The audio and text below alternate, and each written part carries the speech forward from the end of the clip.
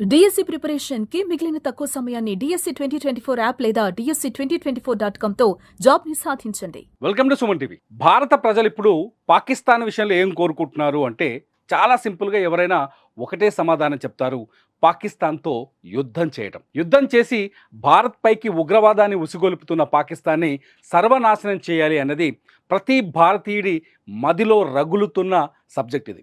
ఎందుకంటే ఎప్పుడైతే పహల్గామ్లో 26 మంది అమాయకులను చంపేశారో అప్పటి నుంచి ప్రతి భారతీయుడి రక్తం మరుగుతోంది.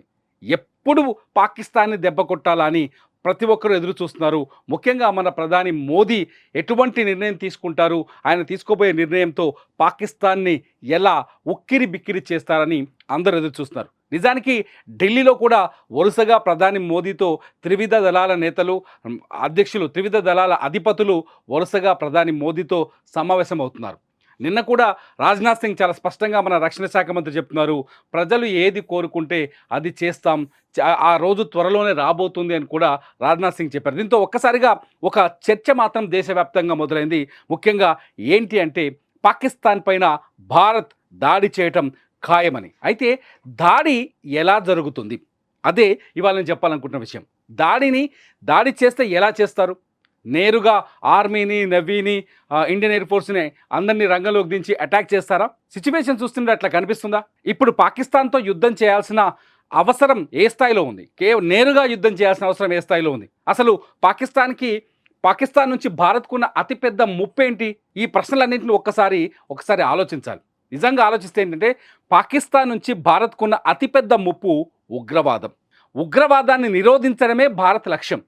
పాకిస్తాన్ ప్రజల్ని సర్వనాశనం చేయడం, పాకిస్తాన్ ప్రజల్ని దెబ్బ కొట్టడం, పాకిస్తాన్లో హింసను సృష్టించడం ఎప్పుడు భారత లక్ష్యం కాదు. ఎందుకంటే భారతదేశం ప్రపంచానికి శాంతిని బోధిస్తుంది. భారతదేశం ప్రపంచంలో శాంతియుత దేశంగా నిలబడింది. భారతదేశం ప్రపంచానికి సహాయం చేస్తుంది, కానీ ఎవరిని నాశనం చేయాలన్న ఉద్దేశం భారతదేశానికి లేదు. మరి ఇన్ని కండిషన్స్లో పాకిస్తాన్తో ఎటువంటి యుద్ధం చేసే అవకాశం ఉంది భారత్ అంటే? ముఖ్యంగా ఇంటలెక్చువల్స్ కావచ్చు, డిఫెన్స్ ఎక్స్పర్ట్స్ కావచ్చు చెప్తున్న మాట ఒకటే, పీఓకేని స్వాధీనం చేసుకోవడమే ఇప్పుడు భారత్ లక్ష్యంగా పెట్టుకునే అవకాశం ఉందని చెప్తున్నారు. ఎందుకు పీఓకేని టార్గెట్ చేస్తున్నారు అంటే, పీఓకేలో ఉగ్రవాద సంస్థల్ని పాకిస్తాన్ పెంచి పోషిస్తోంది. పాకిస్తాన్ ఉగ్రవాద సంస్థల్ని నడిపించడం కోసం తమ బడ్జెట్లోంచి, విదేశాల నుంచి డబ్బును తెచ్చి ఉగ్రవాద సంస్థలకు పెట్టుబడులు పెడుతుంది. ఉగ్రవాద సంస్థలు అక్కడ దాదాపు 42 స్థావరాలను ఏర్పాటు చేశారు. పీఓకేలోనే పాకిస్తానీ ఉగ్రవాద సంస్థలు సెటిల్ అయి ఉన్నాయి. పీఓకేలో ఉండి యువతని ఉగ్రవాదం వైపు మళ్లిస్తున్నాయి. పీఓకే నుండే భారత్ పైన వరుసగా దాడులు చేస్తున్నాయి. సో ముందు భారత్ ఆలోచిస్తున్న లక్ష్యం ఏంటి అంటే, ఎక్స్పర్ట్స్ ప్రకారం పీఓకే పైన మొదట దాడి చేయాలి. పీఓకేని హస్తగతం చేసుకుంటే ఉగ్రవాదాన్ని కంట్రోల్ చేయొచ్చు అన్నది భారత్ ముందున్న లక్ష్యంగా కనిపిస్తోంది. అందుకే రాజ్నాథ్ సింగ్ వ్యాఖ్యల వెనుక అర్థం కూడా అదే కనిపిస్తుంది. ప్రధాని మోదీ బీహార్లో మాట్లాడిన మాటల వెనుక కూడా అర్థం కూడా అదే కనిపిస్తుంది. ఒకసారి పీఓకే పరిస్థితి ఏంటో ఒక్కసారి మనం ఈ ఇమేజ్లో చూద్దాం. ఒకసారి చూడండి. పీఓకే ఏదైతే గిల్గిట్ బల్టిస్తాన్ ఉందో, ఈ ఆకుపచ్చ రంగు ఉన్నదంతా ఇదంతా పీఓకే ప్రాంతం. ప్రస్తుతానికి కశ్మీర్ పరిధిలో ఉన్నట్టుగా మనం భావిస్తున్నాం. నిజానికి ఇది భారత్లో అంతర్భాగం.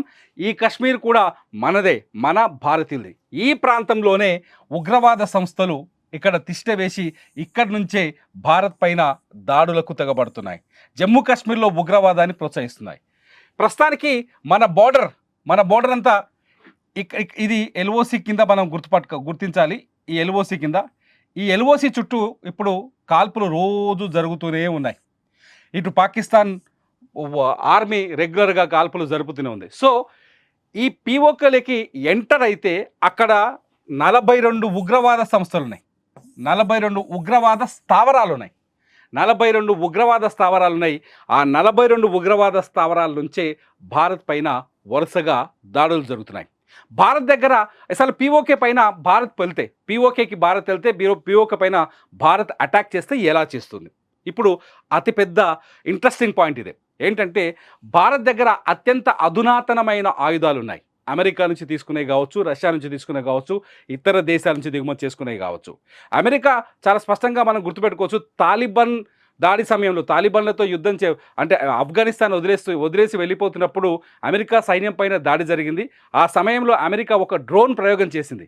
ఏంటంటే ఒక టార్గెట్‌ని ఫిక్స్ చేసి ఆ డ్రోన్‌కు వదిలేస్తే నిందితులు కావచ్చు, లేకపోతే తప్పించుకున్న కావచ్చు, ఆ టార్గెట్‌ని ఎట్టి పరిస్థితుల్లో రీచ్ అయ్యే కొన్ని అత్యాధునిక డ్రోన్ ఆయుధాలున్నాయి. అవి ఇండియా దగ్గర కూడా ఉన్నాయి. ఒకవేళ పీఓకే పైన భారత్ అటాక్ చేస్తే అటువంటి అత్యాధునిక మిసైల్స్‌ని వాడే అవకాశం ఉంది. ఒక్కసారి గనక ఈ 42 టార్గెట్లని భారత్ ఫిక్స్ చేసిందంటే, ఆ 42 టార్గెట్లని భారత భూభాగం నుంచే లేపేసే అవకాశం ఉంది. మధ్యలో ఆర్మీ ఉన్నప్పటికీ, ఎల్ఓసి వంటి ఆర్మీ ఉన్నప్పటికీ, ఆర్మీతో ఇటు ఫైటింగ్ చేస్తూనే పీఓకేలో ఉన్న 42 ఉగ్రవాద శిబిరాల పైన నేరుగా దాడి చేసే అవకాశం ఉంది. దీనికి ఏఐ టెక్నాలజీ ఉంది, డ్రోన్ టెక్నాలజీ వాడబోతుంది, ఇంకా రకరకాల టెక్నాలజీ ఉన్నాయి ఇండియా దగ్గర. ఆ టెక్నాలజీ పరంగా చాలా స్ట్రాంగ్గా ఉంది ఇండియా. ఈ 42 ఉగ్రవాద స్థావరాలను పేల్చేస్తే ఎప్పుడు గతంలో సర్జికల్ స్ట్రైక్స్ ఎలా అయినాయో అలాగా సర్జికల్ స్ట్రైక్స్ అయితే పీఓకే భారత్ కంట్రోల్కి వచ్చేందుకు అవకాశాలు ఎక్కువగా ఉన్నాయని చెప్పేసి డిఫెన్స్ ఎక్స్పర్ట్స్ ఆలోచిస్తున్నారు. ఇకపోతే ఎవరెవరిని టార్గెట్ చేయాలి, భారత్ ముందున్న లక్ష్యాలేంటి, ఎటువంటి ఉగ్రవాదుల్ని టార్గెట్ చేస్తే పాకిస్తాన్లో ఉన్న పాకిస్తాన్ పెంచి పోషిస్తున్న వాళ్ళలో ఏ ఉగ్రవాదులు ఉన్నారు, ఎవరెవరిని టార్గెట్ చేయాలి అనేది ఇప్పుడు భారత్ ఆలోచనలో ఉన్న ఒక పెద్ద లైన్. భారత్ కొందరిని టార్గెట్ చేసినట్టుగా కూడా కొంత చర్చ జరుగుతుంది. వాళ్ళెవరో ఒకసారి చూద్దాం. భారత్ టార్గెట్లో ఉన్న మొట్టమొదటి వ్యక్తి హఫీజ్ సయీద్. ఈ హఫీజ్ సయీద్ ఎవరో తెలుసా? ఇవాళ పహల్గామ్లో దాడి చేసిన ది రెసిస్టెంట్ ఫ్రంట్ ఉంది కదా, దాని ఏర్పాట్లో కీలకమైన వ్యక్తి. లష్కరే తోయిబా అధినేత. ఇతనే లష్కరే తోయిబాని నడిపిస్తూ కశ్మీర్లో ఉగ్రవాద చర్యలకి కారణమవుతున్నారు. ఈ లష్కరే తోయిబాని లేపేయడం, హఫీజ్ సయీద్ని లేపేయడం భారత మొదటి లక్ష్యంగా కనిపిస్తోంది. హఫీజ్ సయీద్ మామూలుడు కాదు. లష్కరే తోయిబా 2008లో ముంబైలో ఉగ్రదాడికి కూడా కారణం ఈ లష్కరే తోయిబానే. లష్కరే తోయిబా వల్లే ముంబైలో ఉగ్రదాడి జరిగింది. హోటళ్ల పైన మనకు గుర్తుకుంది 26/11 దాడులు. ఆ దాడులకి కారణం కూడా ఈ హఫీజ్ సయీద్. ఇప్పుడు ది రెసిస్టెంట్ ఫ్రంట్కి ఏర్పాటుకి కారణం హఫీజ్ సయీద్. హమాస్తో సంబంధాలు పెట్టుకొని అంతర్జాతీయంగా ఉగ్రవాదాన్ని నడిపిస్తుంది హఫీజ్ సయీద్. ప్రపంచ ఉగ్రవాదిగా, అంతర్జాతీయ ఉగ్రవాదిగా ఇతని పేరు కూడా ప్రకటించాల్సిన అవసరం ఉంది. కానీ భారత్ టార్గెట్ చేస్తుందని, ఎప్పుడైతే పహల్గాం దాడి జరిగిందో ఇతను తీసుకెళ్ళి లాహోర్లో ఒక ఇంట్లో సేఫ్ జోన్లో పెట్టిన ఐఎస్ఐ 4 అంచెల భద్రత కల్పిస్తుంది. ఇతన్ని టార్గెట్ చేయాల్సిన అవసరం ఇప్పుడు భారత్ ముందుంది. ఒకవేళ చేస్తే ఉగ్రవాది హఫీజ్ సయీద్ని టార్గెట్ చేస్తుందని ఒక చర్చ జరుగుతోంది. హఫీజ్ సయీద్ని టార్గెట్ చేయడం వల్ల యువత ఉగ్రవాదం వైపు మళ్ళీ అవకాశాలు చాలా తక్కువగా ఉంటాయి. ఉగ్రవాదుల్ని భారత్ క్షమించదు అని ప్రపంచానికి చాటి చెప్పినట్టయితుంది. ఇదే హఫీజ్ సయీద్ మొన్న సింధు నదిలో మోదీ రక్తాన్ని పారిస్తామని చెప్పేసి దొంగ మాటలు, చేతగాని మాటలని మాట్లాడాడు. सीपैक के मंसूबे नाकाम करने के लिए तू बढ़ के मारेगा और तू चाहेगा हम चुप रहे. सुन, अगर तू पानी बंद करेगा इंशाअल्लाह हम तेरी. సో హఫీజ్ సయీద్ని కూడా టార్గెట్ చేసే అవకాశం ఉంది. అయితే హఫీజ్ సయీద్ ఎప్పుడైతే నిర్బంధంలోకి వెళ్ళిపోయిండో, ఐఎస్ఐ లేకపోతే ఆర్మీ సెక్యూరిటీలోకి వెళ్ళిపోయిండో, దాంతో లష్కరే తోయిబా బాధ్యతల్ని ఇంకొక వ్యక్తికి అప్పగించారు. అతనెవరో చూద్దాం. ఎప్పుడైతే హఫీజ్ సయీద్ని సెక్యూర్ జోన్లో పెట్టిందో పాకిస్తాన్ ఆర్మీ, ఎప్పుడైతే హఫీజ్ సయీద్కి భద్రత కల్పించిందో, ఏ క్షణమైనా సయీద్ పైన దాడి జరిగే అవకాశం ఉందని పాకిస్తాన్ భయపడిందో, ఆర్మీ భయపడిందో, అప్పటి నుంచి లష్కరే తోయిబా బాధ్యతల్ని పీఓకేలో ఉన్న జాకే-ఉర్ రెహమాన్ లఖ్వీకి అప్పగించింది.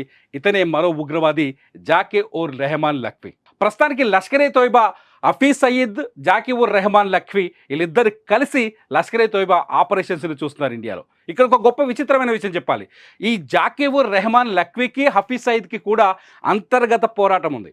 లష్కరే తోయిబాలో కూడా ఈ రెండు గ్రూపులు ఏం చేస్తున్నాయంటే, ఒకరిపైన ఆధిపత్యం కోసం ఒక గ్రూపు పైన మరో గ్రూపు దాడులు చేసుకునే సంఘటనలు కూడా మనకు కొన్ని వార్తల్లో కనిపిస్తాయి. సో ప్రస్తుతానికి ఈ ఇద్దరు దుండగులు కలిసి పాకిస్తాన్లో రక్తాన్ని పారిస్తున్నారు. ఈ ఇద్దరు ఉగ్రవాదులను కూడా భారత్ తన టెక్నాలజీ ద్వారా టార్గెట్ చేసి పీఓకేలో వీళ్ళని అంతమొందించే అవకాశం ఉన్నట్టుగా, దానికి తగ్గట్టుగా వ్యూహాన్ని రచిస్తున్నట్టుగా తెలుస్తోంది. ఇకపోతే జైషే మహమ్మద్ ఇంకో అతిపెద్ద ఉగ్రవాద సంస్థ. జైషే ఉగ్రవాద సంస్థ నడిపిస్తుంది వీడే మసూద్ అజహర్. మసూద్ అజహర్ గురించి ఇతను మిగిల్చిన రక్తపు మరకలు భారత్లో చాలా ఉన్నాయి. అందులో అతిపెద్దది పార్లమెంటు పైన దాడి. రెండోది వచ్చేసి 2019లో జమ్మూ కాశ్మీర్ పుల్వామాలో జరిగిన సిఆర్పిఎఫ్ జవాన్ల పైన జరిగిన బాంబు దాడి. 42 మంది సిఆర్పిఎఫ్ జవాన్లని చంపింది కూడా ఇతనే. వీడే ఆ మసూద్ అహ్మద్. ఈ మసూద్ అహ్మద్ కూడా ప్రస్తుతం పాక్ ఆక్రమిత అంటే పీఓకేలో ఉండి పాక్ ఆక్రమిత కాశ్మీర్లో అంటే పీఓకేలో ఉండి ఆపరేషన్స్ నిర్వహిస్తున్నాడు. జమ్మూ కాశ్మీర్లో యువతని ఉగ్రవాదం వైపు మళ్లిస్తూ రక్తపాతాన్ని పారిస్తున్నాడు. ఈ మసూద్ అహ్మద్ని పార్లమెంటుపై దాడి సందర్భంలో 2001లో జరిగిన పార్లమెంటుపై దాడి సందర్భంలో ఇతన్ని అదుపులోకి తీసుకున్నారు, అరెస్ట్ చేశారు, మన జైల్లో ఉంచారు. ఇతడు జైల్లో ఉంటే ఈ మసూద్ అహ్మద్ని విడిపించుకోవడానికే భారత ఎయిర్ ఇండియాకి సంబంధించిన విమానాన్ని ఈ జైషే ఉగ్రవాద సంస్థకు సంబంధించిన ఉగ్రవాదులు హైజాక్ చేసి కాందహార్ తరలించి ఇతన్ని విడిపించుకున్నారు. మొత్తానికి ఈ మసూద్ అహ్మద్ ఎప్పుడైతే భారత్ నుంచి వెళ్ళిపోయాడో, కాందహార్ నుంచి పాకిస్తాన్లోకి మళ్ళీ తిరిగి వెళ్ళిపోయాడో అప్పుడే ఈ జైషే మహమ్మద్ అనే ఉగ్రవాద సంస్థని సృష్టించి భారత్లో రక్తపాతాన్ని పారిస్తున్నాడు. ఈ మసూద్ అహ్మద్ కూడా ఈసారి యుద్ధంలో ఒకవేళ పీఓకేలో ఉంటే పీఓకే పైన భారత్ దాడికి వ్యూహాన్ని రచిస్తే ఇతన్ని టార్గెట్ చేసి హతమార్చే అవకాశాలు ఉన్నట్టుగా డిఫెన్స్ వర్గాలు చెప్తున్నాయి. ఇకపోతే మరో ఉగ్రవాద సంస్థ, వీళ్ళొక్కరే కాదు, ఇలాంటి ఉగ్రవాద సంస్థలు పాకిస్తాన్లో చాలా ఉన్నాయి. ఈ మరో కీలకమైన ఉగ్రవాద సంస్థల గురించి చెప్తున్నాను. మరో ఉగ్రవాద సంస్థ హిజ్బుల్ ముజాహిదీన్.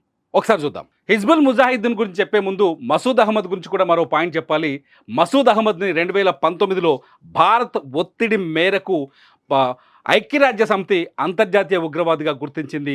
మసూద్ అహ్మద్ పాకిస్తాన్లో ఉండి పీఓకేలో ఉండి ప్రపంచవ్యాప్తంగా ఉగ్రవాదాన్ని వ్యాప్తి చేస్తున్నాడని చెప్పేసి మసూద్ అహ్మద్ని పైన నిషేధం విధించింది అంతర్జాతీయ ఐక్యరాజ్య సమితి. ఆ తర్వాత హిజ్బుల్ ముజాహిదీన్ నడిపించే ఇతని పేరు సయ్యద్ సలావుద్దీన్.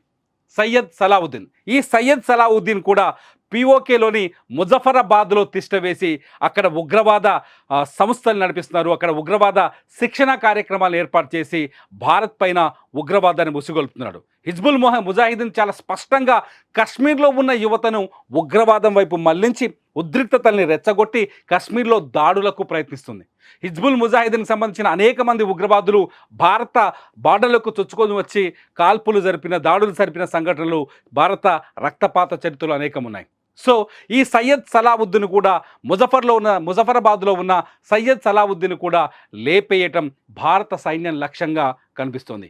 ఒకవేళ పీఓకే పైన దాడి జరిగితే ఉగ్రవాది సయ్యద్ సలావుద్దీన్ కూడా అంతం చేయాలని భారత వ్యూహంగా కొందరు చర్చిస్తున్నారు, ఎక్స్పర్ట్ చెప్తున్నారు. ఇకపోతే ఇప్పుడు కొత్తగా పుట్టుకొచ్చిన ది రెసిస్టెంట్ ఫ్రంట్. ఈ ది రెసిస్టెంట్ ఫ్రంట్ నడిపిస్తున్నారు, ఒకసారి చూద్దాం. ది రెసిస్టెంట్ ఫ్రంట్ నడిపిస్తుంది షేక్ సాజిద్. వీడే మొన్న పుల్వామాలో దాడులకు కారకుడు. వీడి నడిపించే ఉగ్రవాద సంస్థ నుంచే, ఈ సయ్యద్ సాజిద్ నడిపించే ఉగ్రవాద సంస్థ నుంచే 4 ఉగ్రవాదులు వచ్చి అమాయకులైన మన 26 మంది టూరిస్టుని కాల్ చంపింది. ది రెసిస్టెంట్ ఫ్రంట్ కశ్మీర్లో ఆర్టికల్ 370 రద్దు తర్వాత ఏర్పడింది. ది రెసిస్టెంట్ ఫ్రంట్ ఏర్పాటులో కీలకమైన వ్యక్తులు ఎవరో తెలుసా? హఫీజ్ సయీద్, లష్కరే తోయిబా అధ్యక్షుడు హఫీజ్ సయీద్తో పాటు జైషే మహమ్మద్ నుంచి కూడా కొందరు ఉగ్రవాదుల్ని సెలెక్ట్ చేసి ఏదైతే ఇజ్రాయిల్లో రక్తపాతాన్ని సృష్టిస్తున్నారో హమాస్ టెక్నాలజీని తీసుకొని ఇజ్రాయిల్లో హమాస్ ఎటువంటి దాడులకు పాల్పడుతుందో అటువంటి దాడులు చేసే విధంగా ది రెసిస్టెంట్ ఫ్రంట్ ఏర్పాటు చేశారు.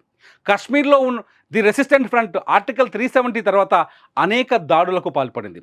అమాయకులు కూలీల్ని, లేకపోతే గుర్రాలు నడిపించుకునే వాళ్ళని, లేకపోతే డ్రైవర్లని టార్గెట్ చేసి చంపుతూ వచ్చింది. వీళ్ళ ఉద్దేశం ఏంటంటే అలజడి సృష్టించడం. కశ్మీర్లో ప్రశాంతతలో ఉన్న చోట అలజడిని సృష్టించి ఇక్కడి ప్రజల్ని భయభ్రాంతులకు గురి చేయడం, కశ్మీర్ని అల్లకల్లోలం చేయడం. ది సయ్యద్ సలావుద్దీన్ కూడా ప్రస్తుతం పీఓకేలో ఉన్నట్టుగా మన సైన్యం దగ్గర కావచ్చు, ఇంటెలిజెన్స్ దగ్గర కావచ్చు ఆధారాలు ఉన్నాయి. ఈ ఆధారాల్ని ఆసరాగా చేసుకొని పీఓకే పైన దాడి చేస్తే సయ్యద్ సలావుద్దీన్ కూడా సాజిద్ను కూడా అంతం చేయాలనేది భారత సైన్యం లక్ష్యంగా కనిపిస్తుంది. అంటే చాలా స్పష్టంగా ఒక విషయాన్ని అర్థం చేసుకోవచ్చు. ఇప్పటికే సింధు జలాల్ని ఆపి పాకిస్తాన్ పైన ఆర్థికంగా దెబ్బ కొట్టాలని భారత్ ఒక నిర్ణయానికి వచ్చింది. కొన్ని నదుల పైన ఉన్న ప్రాజెక్టుల నుంచి నీళ్లు కింద కొదలకుండా ఇప్పటికే బ్రేక్ చేసింది.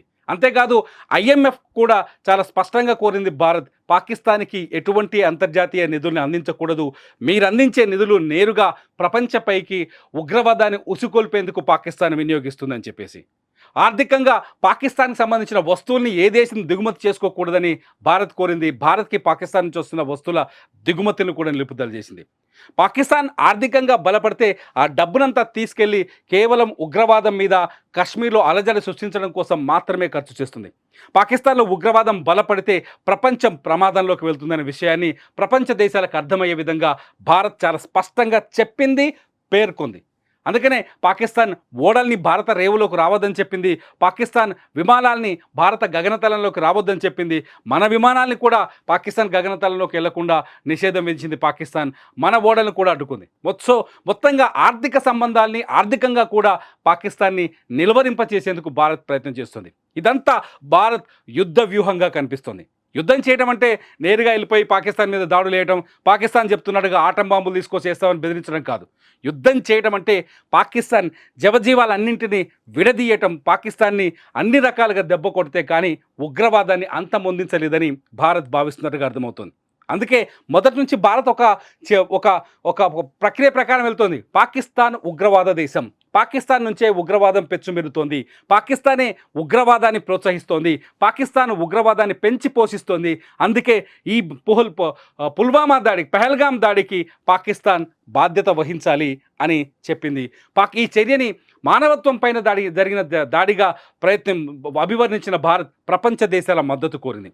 ప్రపంచంలో ఉన్న ఒక చైనా, టర్కీ లాంటి కొన్ని దేశాలు తప్ప ప్రపంచంలో ఉన్న అన్ని దేశాలు పహల్గాం దాడిని ఖండించాయి అంటే ఉగ్రవాదం పాకిస్తాన్ నుంచి కశ్మీర్లోకి వస్తుందని ఆమోదించినట్టుగానే కనిపిస్తుంది. ఇవాళ ఐక్యరాజ్య సమితి భద్రతా మండలి సమావేశం అవుతుంది. ఈ సమావేశంలో పాకిస్తాన్ భారత్ పైన కొన్ని ఆరోపణలు చేసింది. ఆ ఆరోపణలకి భారత్ ఎలాంటి సమాధానం చెప్తుందో చూద్దాం. దాంతోపాటు పాకిస్తాన్ పైన యుద్ధ వ్యూహం ఆల్రెడీ మొదలైనట్టుగా మనం అర్థం చేసుకోవాలి. POKని టార్గెట్ చేసి దాడులకు తెగబడితే పాకిస్తాన్ ప్రోత్సహిస్తున్న ఉగ్రవాదం అంతమైపోతుంది. అది ఉగ్రవాదం మీద జరిగిన దాడిగా కనపడుతుంది. ఎందుకంటే భారత్ నుంచి ఆక్రమించుకున్న ప్రాంతం, భారత్లో భాగమైన ప్రాంతం POK కాబట్టి POK పైన దాడి చేసి POKని కనుక భారత్ ఆక్రమించుకుంటే ఖచ్చితంగా పాకిస్తాన్ పీచమంచినట్టు అవుతుంది. పాకిస్తాన్ పెంచి పోషిస్తున్న ఉగ్రవాదం అంతమైపోతుంది. మరి మీరేమంటారు? POK పైన యుద్ధం చేయాలా భారత్ యుద్ధ వ్యూహాలు సరైన పద్ధతిలోనే ఉన్నాయా? భారత్ ఎటువంటి అడుగులు వేస్తే బాగుంటుంది? మీ మనసులో ఉన్న మాటలేంటి? ఈ వీడియో కింద కామెంట్ చేయండి. చూస్తూనే ఉండండి సుమన్ టీవీ.